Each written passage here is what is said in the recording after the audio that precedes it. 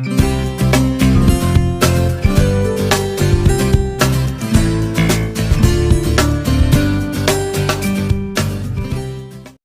اللہ الرحمن الرحیم۔ السلام علیکم دوستو، امید آپ سب خیریت سے ہوں گے۔ شیبانی خان، ایپیسوڈ 24۔ ایران کے حکمران اسماعیل صفوی کو جب ایرانی لشکر کی شکست اور بابر کے بھی شکست اٹھا کر جنوب کی طرف بھاگنے اور ایک قلعے میں پناہ لینے کی خبریں پہنچی، اور ساتھ ہی بابر کے قاصد بھی آئے جنہوں نے بابر کی طرف سے اسماعیل صفوی کو پیغام دیا اور اس سے ازبکوں کے خلاف اسماعیل صفوی سے مدد مانگی،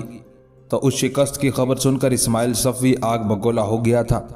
ماضی میں چند فتوحات نے اس کا دماغ خراب کر دیا تھا اور وہ کسی بھی محاذ پر اپنے لیے شکست کا نام سننے کے لیے تیار تک نہ تھا۔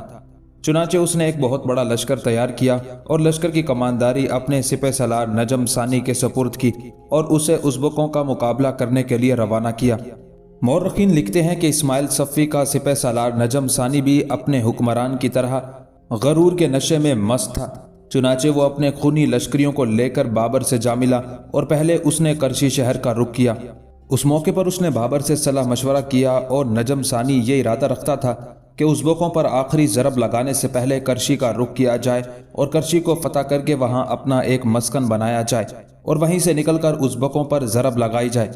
ایرانی سپہ سالار نجم ثانی اس لیے بھی کرشی کا رخ کرنا چاہتا تھا کہ کرشی میں ان دنوں شیبانی خان کے بھتیجے عبید اللہ کے گھر والے مقیم تھے۔ بابر کے سامنے جب نجم ثانی نے تجویز پیش کی کہ براہ راست ازبکوں سے ٹکرانے سے پہلے کرشی پر حملہ کیا جائے، تو بابر نے اس کی اس تجویز سے اتفاق نہیں کیا، اس لیے کہ بابر جانتا تھا کہ اسماعیل صفوی کی طرح نجم ثانی بھی بڑا خونخوار انسان ہے اور ان دونوں کے سامنے دین اور مذہب کی کوئی اہمیت نہیں ہے۔ چنانچہ اس نے نجم ثانی کی اس تجویز سے اتفاق نہیں کیا۔ اس کے باوجود نجم ثانی نے ہٹ دھرمی سے کام لیا اور بقول مورخین اس نے بابر کی رائے کے خلاف اور اس کی رضامندی کے بغیر کرشی پر حملہ آور ہونے کا فیصلہ کر لیا۔ چنانچہ نجم ثانی اپنے لشکر کے ساتھ کرشی شہر کی طرف بڑھا۔ اس نے اس کا محاصرہ کر لیا، شہر کو اس نے فتح کیا، اور مورخین اس فتح سے متعلق لکھتے ہیں کہ کرشی شہر کو فتح کرنے کے بعد ظالم اور خونخوار نجم ثانی نے وہاں کے تمام باشندوں حتیٰ کہ دودھ پیتے بچوں اور معذور بوڑھوں تک کو ذبح کر ڈالا۔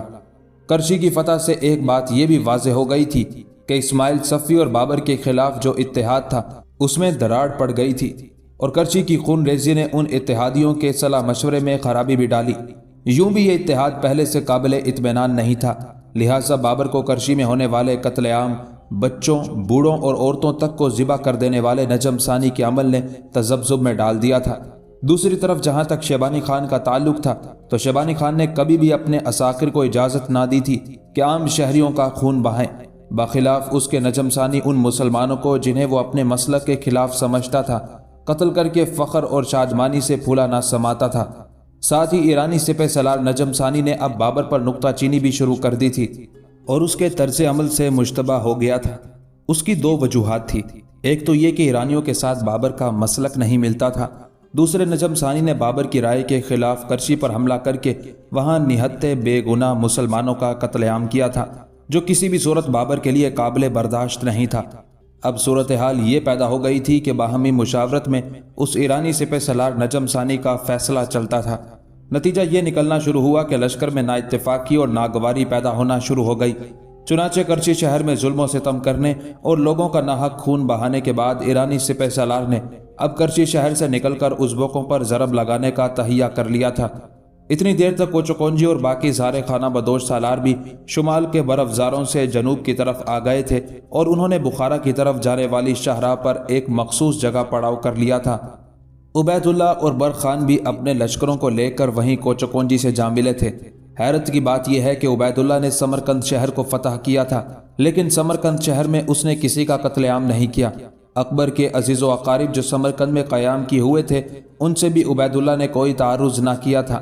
اس طرح سمرقند کے لوگ عبید اللہ اور ایرانی سپہ سالار نجم ثانی کے کردار میں خاصا فرق محسوس کرتے ہوئے ایرانی سپہ سالار نجم ثانی سے نفرت اور عبید اللہ سے ہمدردی کرنے لگے تھے۔ صورتحال اب ایک طرح سے پیچیدہ اور عجیب سی ہو گئی تھی۔ بابر اور ایرانی سپہ سالار نجم کے درمیان اختلافات رونما ہو چکے تھے، لیکن دونوں نے ان اختلافات کا اظہار نہ کیا اور مل کر کام کرتے رہے۔ کرشی کی تباہی اور بربادی کے بعد ایرانی سپہ سالار نجم ثانی کو اس کے مخبروں نے یہ اطلاع دی کہ ازبکوں کا ایک لشکر بخارا کی طرف جانے والی شاہراہ پر کوتل نج کے مقام پر پڑاؤ کیے ہوئے ہیں،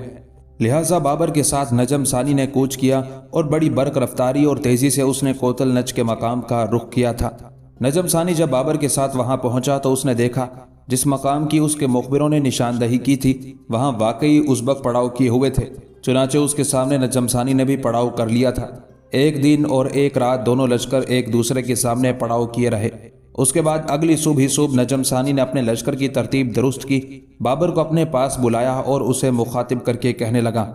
میں ان ازبکوں کے لشکر کا جائزہ لے چکا ہوں، یہ میرے سامنے تھوڑی دیر بھی نہیں ٹک سکیں گے۔ جو لشکر اس وقت تمہاری کمانداری میں ہے اس کے ذمہ میں 2 کام لگاتا ہوں۔ تم اپنے لشکر کے ساتھ پشت پر رہو گے، ایک تو پڑاؤ کی حفاظت کرو گے، دوسرے لشکر کے جس پہلو میں بھی تمہیں کوئی کوتاہی اور کمی نظر آئے فوراً اس کی مدد کے لیے پہنچ جانا۔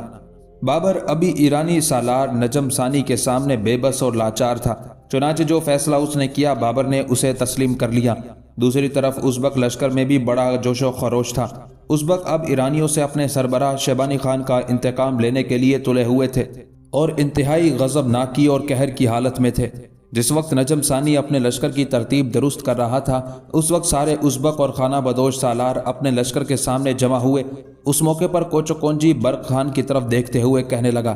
برق خان، جو فیصلہ تم اور میرا عزیز عبید اللہ کرو گے وہ ہمارے لیے آخری ہے۔ اس موقع پر عبید اللہ بھی بول اٹھا اور برق خان کی طرف دیکھتے ہوئے کہنے لگا، برق خان، میرے عزیز بھائی، لشکر کی ترتیب تم ہی دو گے اور اسی ترتیب کے مطابق ہم دشمن پر ضرب لگائیں گے۔ جواب میں برق خان مسکرایا اور کہنے لگا، عبید اللہ میرے بھائی، میں جانتا ہوں ایرانی سپہ سالار بڑا خون خوار، خون ریزی کا بڑا شوقین اور دل دادا ہے۔ میں نے تہیہ کر رکھا ہے، کوتل نج کے ان میدانوں میں ہم اس ایرانی سالار پر یہ ثابت کریں گے کہ ہم سے ٹکرانا آسان نہیں۔ میں نے یہ بھی تہیہ کر رکھا ہے کہ ایرانی سالار نجم ثانی کو اس رزم گاہ سے بچ کر بھاگنے نہیں دوں گا۔ جس طرح ان ایرانیوں نے شیبانی خان کا سر قلم کیا تھا ایسے ہی اس نجم ثانی کا بھی سر قلم کیا جائے گا اور یہی ہمارے انتقام کی مانگ ہے۔ عبید اللہ میرے عزیز بھائی، تم اور عبداللہ دونوں لشکر کے وسطی حصے میں رہو۔ جہاں تک کوچو کونجی اور اس کے بیٹے ابو سعید کا تعلق ہے تو یہ دونوں باپ بیٹا کچھ دستوں کے ساتھ اپنے پڑاؤ میں رہیں گے۔ پڑاؤ کی حفاظت ان کے ذمہ ہوگی۔ لشکر کے دائیں پہلو کی طرف میرے 2 عزیز بھائی تاتاری قبیلے کا سالار ساسی بوکا اور بلغار قبیلے کا سردار کپک خان ہوں گے۔ لشکر کے بائیں پہلو کی طرف کرگیزی سردار قلدی بیگ اور کازک سردار کنجوک خان ہوں گے۔ یہاں تک کہتے کہتے برق خان کو رک جانا پڑا، اس لیے کہ اس کی طرف دیکھتے ہوئے کوچو کونجی بول اٹھا، برق خان میرے عزیز بیٹے، قلب کے علاوہ دائیں بائیں پہلو کی بھی تم نے ترتیب اور ترکیب بتا دی ہے، ان کے کمانداروں کے نام بھی بتا دیے ہیں۔ عزیز بیٹے، تم نے اپنا کوئی ذکر نہیں کیا کہ تم لشکر کے کس حصے میں رہو گے، کیسے ضرب لگاؤ گے۔ جواب میں برق خان مسکرایا اور کہنے لگا، کوچو کونجی، میں نے ابھی اپنی بات مکمل نہیں کی۔ میرے خداوند قدوس کو منظور ہوا تو جو ترتیب میں لشکر کی دے رہا ہوں اس سے کام لیتے ہوئے ہم اس نجم ثانی کے پاؤں تلے سے زمین کھینچ کر رکھ دیں گے۔ جیسا کہ میں نے بتایا کہ تاتاری سالار ساسی بوکا اور بلغار سردار کپک خان لشکر کے دائیں پہلو کی کمانداری کریں گے، بائیں پہلو کی طرف قلدی بیگ اور کنجوک خان ہوں گے اور ان کے بائیں جانب میں ہوں گا۔ میرے ساتھ میرا اپنا تربیت یافتہ لشکر ہوگا اور میرے ساتھ میرا عزیز اور میرا بھائی سنجر خان کام کرے گا۔ اب ہم نے کام یہ کرنا ہے کہ پہلے اس ایرانی سپہ سالار نجم ثانی کو جنگ کی ابتدا کرنے کا موقع فراہم کریں گے تاکہ اس نے جو زور لگانا ہے لگا لے۔ اس کے حملوں کو روکنے کے بعد ہم جارحیت پر اتریں گے اور جب ہم جارحیت پر اتریں گے تو خداوند قدوس کو منظور ہوا تو اس نجم ثانی کو ہم دن کے وقت بھی تارے دکھا کر رکھ دیں گے۔ نجم ثانی جب جنگ کی ابتدا کرے گا تب پہلے عبید اللہ اور عبداللہ دفاع کا جوا اتار کر جارحیت پر اتریں گے اور اپنے کام کی ابتدا کریں گے۔ اس کے ساتھ ہی ساسی بوکا اور کپک خان بھی حملوں کا رخ تبدیل کر لیں گے اور پھر قلدی بیگ اور کنجوک بھی انہی جیسی کیفیت اختیار کر لیں گے۔ شروع میں بھی قلدی بیگ اور کنجوک خان کے پہلو و پہلو اور سنجر خان کے ساتھ دشمن کے ایک پہلو پر ضرب لگاؤں گا اور جب جنگ کی بٹھی بڑک اٹھے گی تب میں اور سنجر خان اپنے اس اصل کام کی ابتدا کریں گے جس کے لیے ہم نے اپنے ایک لشکر کو اپنی صفوں کے انتہائی بائیں جانب رکھنے کی منصوبہ بندی کی ہے۔ میرے عزیز بھائیوں، جنگ جب بھڑک اٹھے گی تب میں اور سنجر خان اپنے حصے کے لشکر کو لے کر ایرانیوں کے بائیں پہلو کا رخ کریں گے اور اس سمت سے حملہ آور ہوں گے۔ یاد رکھنا، ایرانی لشکری اپنے سامنے چونکہ بری طرح جنگ میں مصروف ہوں گے، لہٰذا جب ہم بائیں جانب سے ضرب لگائیں گے تو ان میں اس وقت ایک خلبلی اور افراتفری مچے گی، اور اسی خلبلی اور افراتفری میں اور سنجر خان اپنے لشکر کے ساتھ سامنے آنے والے ایرانیوں کو کاٹتے لڑتے بھیڑتے ایرانیوں کے لشکر کے وسطی حصے کی طرف بڑھیں گے۔ وسطی حصے میں یقیناً اس وقت نجم ثانی ہوگا، اور پھر میں دیکھوں گا نجم ثانی ہم سے بچ کر جاتا کہاں ہے۔ یہاں تک کہنے کے بعد برق خان جب خاموش ہوا تب توصیفی انداز میں اس کی طرف دیکھتے ہوئے عبید اللہ بول اٹھا، برق خان میرے عزیز بھائی، جو کچھ تم نے کہا ہے یوں جانو ہمارے لیے حرف آخر ہے۔ میرے خیال میں اب اس کو عملی صورت دینی چاہیے، لشکر کی ترتیب درست کرنی چاہیے۔ ایرانی جنگ کی ابتدا کرنے والے ہیں۔ عبید اللہ کے ان الفاظ سے سب نے اتفاق کیا تھا، چنانچہ کوچو کونجی اور اس کا بیٹا ابو سعید کچھ دستوں کے ساتھ اپنے پڑاؤ کی طرف چلے گئے تھے۔ لشکر کے وسطی حصے کی کمانداری عبید اللہ اور عبداللہ کے پاس رہی، دائیں پہلو کی کمانداری ساسی بوکا اور کپک خان کر رہے تھے، بایاں پہلو کلدی بیگ اور کنجوک خان کی سرکردگی میں تھا، اور ان دونوں کے بائیں جانب برق خان اور سنجر خان اپنے لشکر کی صفیں درست کر چکے تھے۔ جنگ کی ابتدا واقعی ایرانی سپہ سالار نجم ثانی نے کی، چنانچہ نجم ثانی نے اپنے جرار لشکر کو نفرت کی کڑی دھوپ میں حرکت کرتے خوفناک وحشی انسانوں، جراحتوں کے لمحات کھڑے کرتے بربریت کے پہرے داروں کی طرح آگے بڑھایا۔ اس کے بعد نجم ثانی ازبکوں کے لشکر پر ہر شے کو شکست کا شکار کرتے، بارش کی طرح برستے ہولناک عذابوں اذیتوں کے حصار میں کھڑے ہو کر جوان جسموں کا اظہار کرتی نفرت کی ہولناک آگ، اور زندگی کے کاروانوں میں نفس نفس کے بیابانوں میں قہر بکھیرتی ساعتوں کی طرح حملہ آور ہو گیا تھا۔ نجم ثانی جو ایران کا سپہ سالار تھا، اس کا یہ حملہ ازبکوں پر بڑا ہولناک، بڑا شدید تھا۔ ازبکوں نے پہلے اس حملے کو روکا، اس کے بعد سب سے پہلے مرکزی حصے سے عبید اللہ اور عبداللہ دونوں بھائیوں نے اپنے کام کی ابتدا کی، اور وہ دفاع سے نکل کر جارحیت پر اترے، اور ایرانیوں پر وہ آن کی آن ساتھ کی ساتھ میں بے چین شراروں کی اڑان کی طرح آسمان سے برستی آگ، یادوں کو ریزہ ریزہ کر کے بخیر دینے والی فنا کی تحریروں اور قضا کی سیلابی ریلے کی طرح حملہ آور ہو گئے تھے۔ عبید اللہ اور عبداللہ کے بعد دائیں جانب سے تاتاری قبیلے کے سردار ساسی بوکا اور بلغار سردار کپک خان نے اپنے کام کی ابتدا کی، اور وہ بھی تکبیریں بلند کرتے ہوئے ایرانیوں پر قطرے قطرے کو پگھلا دینے والے غم کے چڑھتے طوفانوں، حرص و حوث کے کھولتے سمندر میں ماتمی فضاؤں کی آہیں بھرتے زہریلی آندھیوں کے بگولوں، اور درد کی بے انت راہوں پر وقت تک کو ساخت کر دینے والے قہرمانیوں کے قافلوں کی طرح ٹوٹ پڑے تھے۔ ساسی بوکا اور کپک خان کے بعد کرگیزی سردار کلدی بیگ اور کازک سردار کنجوک خان نے بھی اپنے ساتھیوں کی طرح اپنے کام کی ابتدا کی، اور وہ بھی یادوں کو بیابانوں میں تبدیل کرتی دکھ بھری شام کی پرچھائیوں، چاروں طرف دھوئیں کی طرح اٹھتی افسردہ لہروں کے اندر صداؤں اور سوچوں کے طوفان برپا کر دینے والی گھنگور گھٹاؤں کی برق کی طرح حملہ آور ہوا تھا۔ دونوں لشکر بڑی قہرمانیت کے ساتھ ایک دوسرے پر ٹوٹ پڑے تھے۔ ابھی تک برق خان اور اس کے نائب سنجر خان نے اپنے کام کی ابتدا نہ کی تھی، تاہم دونوں طرف کے لشکری ایک دوسرے پر ویران اور بے نام کر دینے والی مہیب شوبدہ گری، سلگتی ریت کے صحراؤں میں نفاست اور تازگی بگاڑتی پتھروں کی بارش کی طرح ضربے لگانے لگے تھے۔ دونوں لشکر ابھی تھوڑی ہی دیر آپس میں ٹکرائے تھے کہ برق خان اور سنجر خان دونوں نے اپنے کام کی ابتدا کی۔ اپنے لشکر کو مخصوص اشارہ دینے کے بعد دونوں اپنے حصے کے لشکر کو لے کر آگے بڑھے، ایرانی لشکر کے ایک پہلو کے پاس آئے۔ وہاں پہنچنے کے بعد زوردار انداز میں تکبیریں بلند کی۔ یہ تکبیریں گویا لشکر کے دوسرے حصوں کو ایک اشارہ تھا کہ اب وہ ایرانیوں کے پہلو پر ضرب لگانے لگے ہیں، اور ان تکبیروں کے بعد برق خان اور سنجر خان دونوں ہولناک انداز میں حملہ آور ہوئے تھے۔ برق خان اور سنجر خان کا یہ حملہ ایسا زوردار اور شدید تھا کہ انہوں نے نجم ثانی کے لشکر میں زخم زخم کر دینے والی سوچوں کے کرب خیز جال، درد و فرقت کے پیوند لگاتی خونی دستک، اور زندگی کے ہر گوشے کو بے تقویم کرتی بدن کی دھجیاں اڑاتی خواہشوں کی بے روک آندھیوں کا سا سما باندھ کر رکھ دیا تھا۔ ایرانی سپہ سالار نجم ثانی جو شروع سے یہ امید لگائے بیٹھا تھا کہ وہ ازبکوں کے لشکر کو لمحوں کے اندر خشک پتوں کی طرح اڑا کر رکھ دے گا اور اپنی فتح اور ان کی شکست کو یقینی بنائے گا، یہاں نجم ثانی پھنس کر رہ گیا تھا۔ اسے امید تک نہ تھی کہ ازبک اپنے اتحادیوں کے ساتھ مل کر اس کے خلاف ایسی سختی اور ایسی شدت کے ساتھ پیش آئیں گے کہ وہ اپنے پاؤں تلے سے زمین کھسکتی ہوئی محسوس کرنے لگے گا۔ پھر وقت کی آنکھ ہی نہیں، خود نجم ثانی نے بھی اندازہ لگایا کہ اس کے لشکر کی حالت بڑی تیزی سے عمر کے ویران راستوں پر حقارت میں ڈوبے ماحول، دیمک چاٹے لکڑی کے بوسیدہ تختوں، وقت کے تاریک تند صفاق لمحوں میں صداؤں کے ٹوٹتے حصار، زخمی زخمی تصورات اور کاسائے زیست کے کھوٹے سکوں سے بھی زیادہ بدتر ہونا شروع ہو گئی تھی۔ اس موقع پر نجم ثانی نے ایک آخری کوشش کی۔ اپنے لشکر کے وسط میں رہتے ہوئے اس نے زور زور سے اپنے چھوٹے بڑے سالاروں کے نام لے کر انہیں پکارتے ہوئے ازبکوں کے خلاف زوردار حملے کرنے کا حکم دیا۔ اس طرح وہ اپنے لشکریوں اور سالاروں کو انگیخت کرنے لگا تھا۔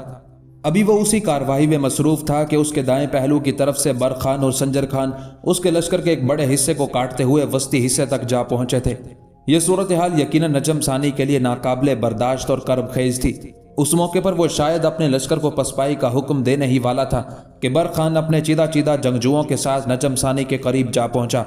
نجم ثانی نے جب دیکھا کہ دشمنوں کا ایک سالار مار دھاڑ کرتا اور اپنے جنگجو ساتھیوں کے ساتھ ان کے لشکریوں کا صفایا کرتا ہوا اپنے اور اس کے درمیان دوری کو بڑی تیزی سے سمیٹتا چلا جا رہا ہے، تب اس نے پیچھے ہٹ کر بھاگنے کی کوشش کی، لیکن اس کی بدقسمتی اس وقت تک سنجر خان تیز دھار خنجر کی طرح آگے بڑھتے ہوئے نجم ثانی کے لشکر کے پشتی حصے کی طرف چلا گیا تھا، لہٰذا نجم ثانی پیچھے بھی نہ بھاگ سکا۔ وہ ابھی انہی سوچوں انہی تفکرات میں تھا کہ اگلا قدم کون سا اٹھائے کہ برق خان اس کے سر پر پہنچ گیا۔ پھر برق خان نے کھولتے لہجے میں اسے مخاطب کیا،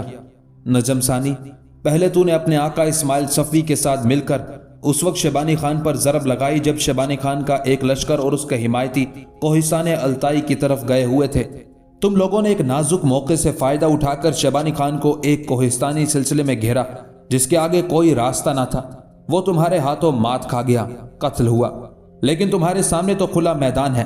نجم ثانی، اگر بھاگ سکتے ہو تو بھاگ لو، پر ایک بات یاد رکھنا، میں موت اور قضا بن کر تیرا تعاقب کروں گا، اور جب تک تجھے خون میں نہلا کر زمین پر تڑپتا ہوا نہیں چھوڑتا اس وقت تک تیرا پیچھا نہیں چھوڑوں گا، سائے کی طرح تیرا تعاقب کروں گا۔ اگر بھاگنا چاہتا ہے تو ذرا بھاگ کر دکھا، اگر بھاگے گا تو زیادہ ذلت اور رسوائی بھری موت مارا جائے گا۔ میرے گھوڑے کے ساتھ میرا لوہے کا نیزہ ہے، تو نے بھاگنے کی کوشش کی تو میرا نیزہ پشت کی طرف سے برق کے کوندے کی طرح آئے گا اور تیرے جسم کے پار ہو جائے گا، لہٰذا تلوار اٹھا، میرا سامنا کر۔ تو ایران کا سپہ سالار ہے، میں ایک گمنام لشکری ہوں، اور پھر دیکھتے ہیں کون کس پر موت کا بھیانک وار کرتا ہے۔ برق خان کی اس گفتگو سے نجم ثانی لرز کانپ گیا تھا۔ اس موقع پر اس کے وہ جنگجو اور لشکری جو اس کے گرد حصار بنائے ہوئے تھے، برق خان کے ساتھی ان پر حملہ ہوئے اور انہیں خون میں نہلانا شروع کر دیا۔ اسی موقع پر برق خان نے اپنے گھوڑے کو ایڑ لگائی اور نجم ثانی پر چڑھ دوڑا۔ دونوں نے ایک ایک دو دو وار ہی ایک دوسرے پر کیے ہوں گے کہ برق خان نے اپنا ایک حربی چکمہ نجم ثانی کو دیا جسے نجم ثانی سمجھ نہ پایا، اور برق خان کی تلوار بلند ہو کر گری اور نجم ثانی کو چیرتی چلی گئی تھی۔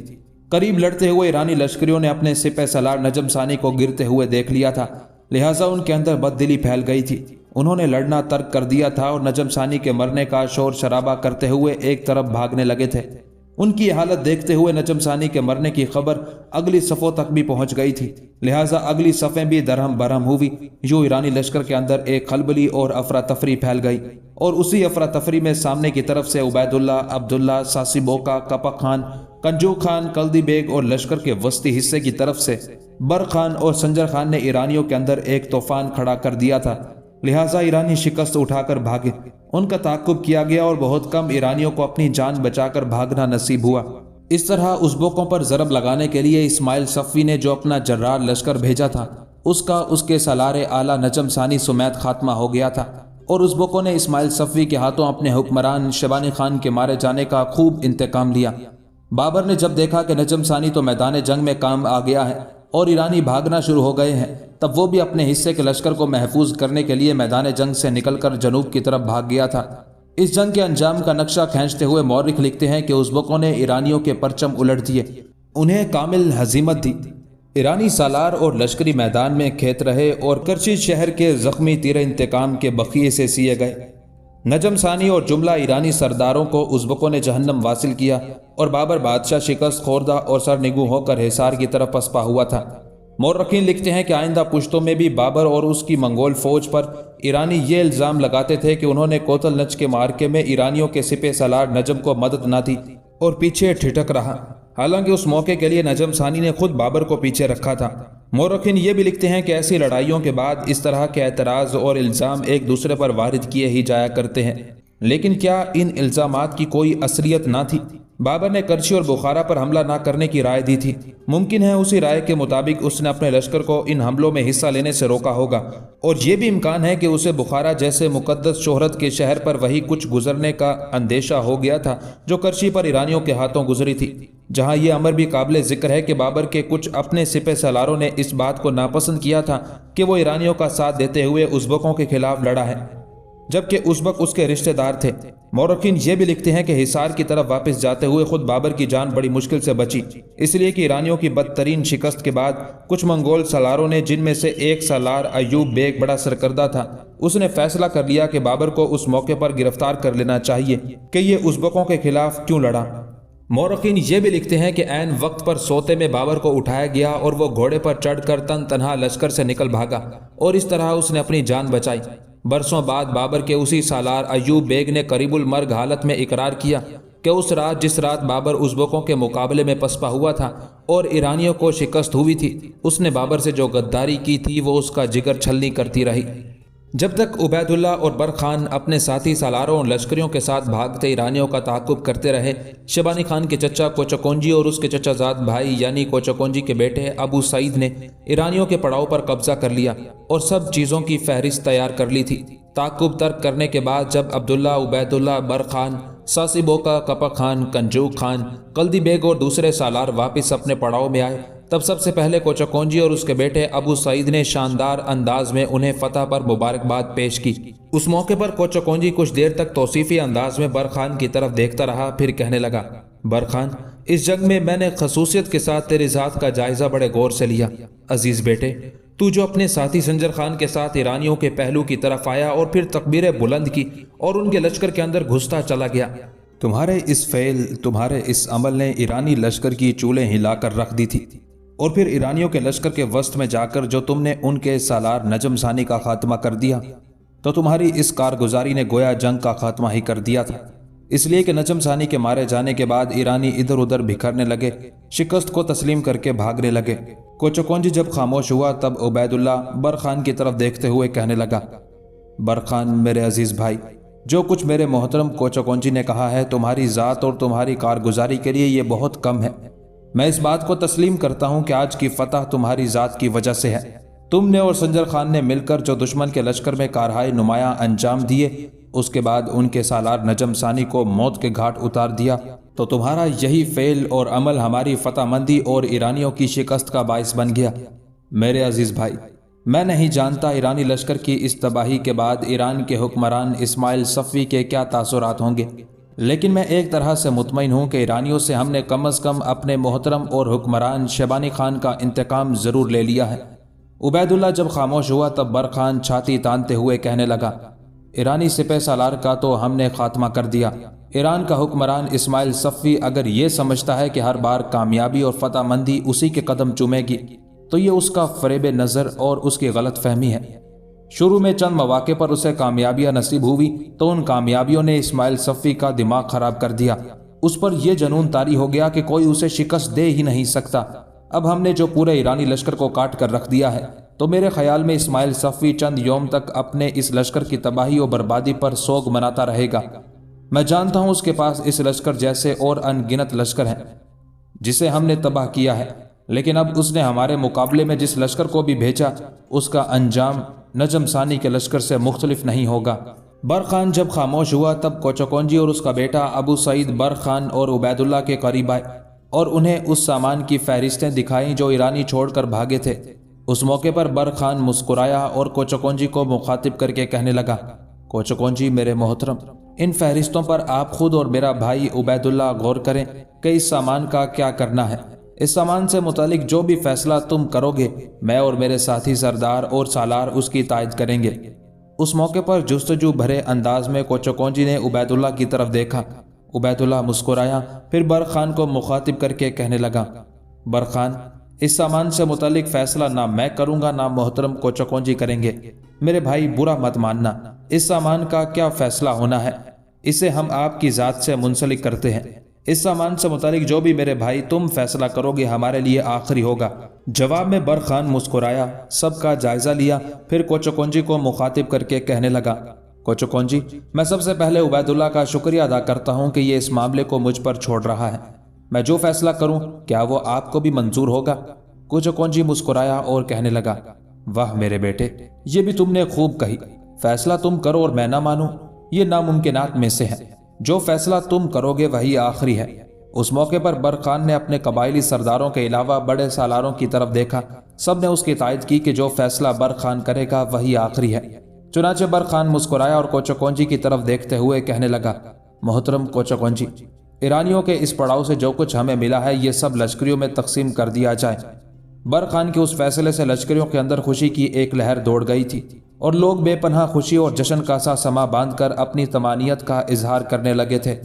اس موقع پر کوچو کونجی نے پھر برق خان کی طرف دیکھا اور کہنے لگا، میرے بھائی، یہ ہماری خوش قسمتی ہے کہ ایرانیوں کو ہم شکست دینے اور پسپا کرنے میں کامیاب ہو گئے ہیں۔ ہم سے شکست اٹھانے کے بعد ایرانی خاموش نہیں بیٹھیں گے۔ اگر وہ ہمارے خلاف مزید کارروائی کے لیے اٹھتے ہیں تو ہمیں کیا کرنا چاہیے اور کس مقام پر قیام کرنا چاہیے؟ جواب میں برق خان کہنے لگا، قیام کرنے کی کیا ضرورت ہے؟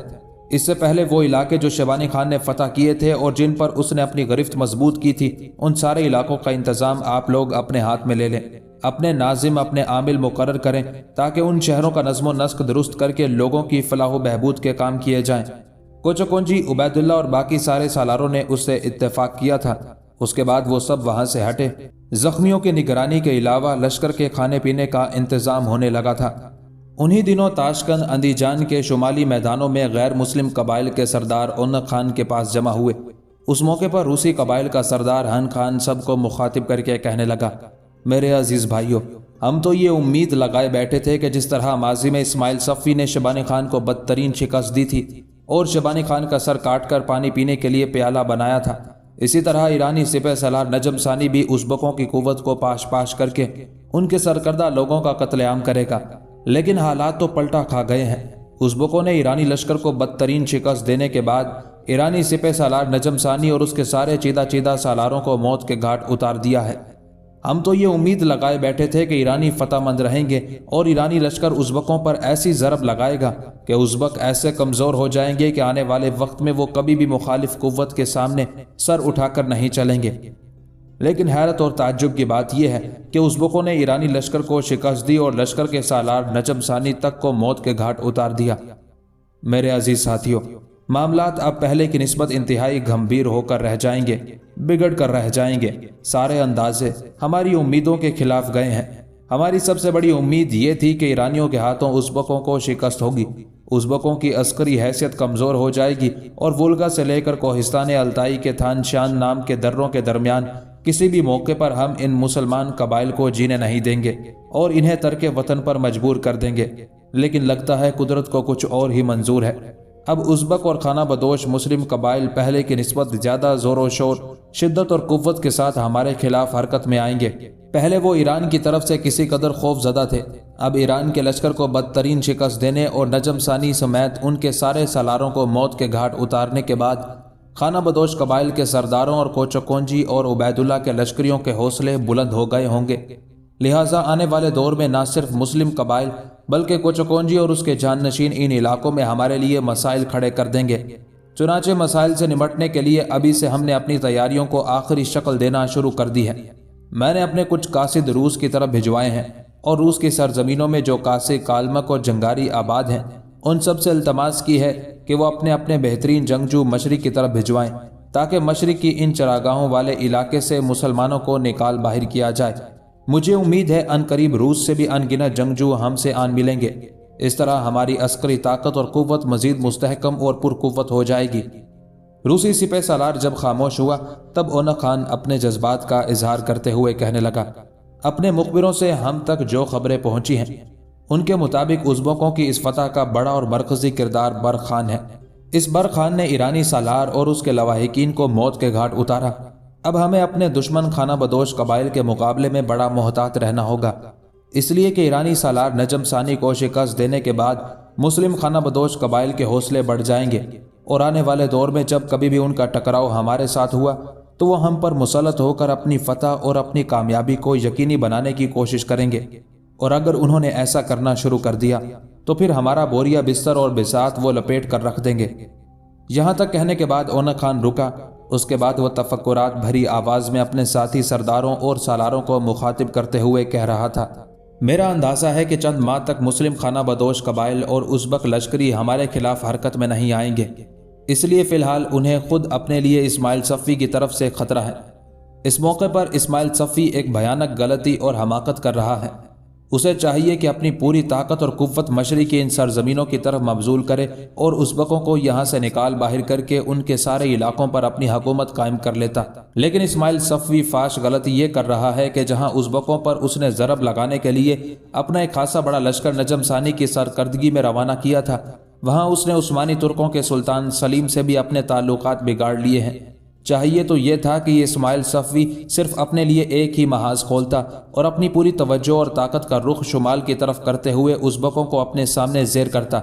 اگر وہ ایسا کرنے میں کامیاب ہو جاتا تب ہم بھی اسے عظیم فاتح کی فہرست میں شامل کرتے، لیکن ایسا نہیں ہوا۔ یہاں تک کہنے کے بعد جب اونک خان رکا تب جنگاری قبیلے کا سردار اوسو خان بول اٹھا، عزیز ساتھیوں، میں تو یہ چاہتا تھا کہ جلد از جلد ان مسلمان قبائل پر حملہ ور ہو کر ان کی تکہ بوٹی کر دی جائے، اس لیے کہ ان سے میرے بیٹے تقلا خان کا انتقام لینا ابھی باقی ہے،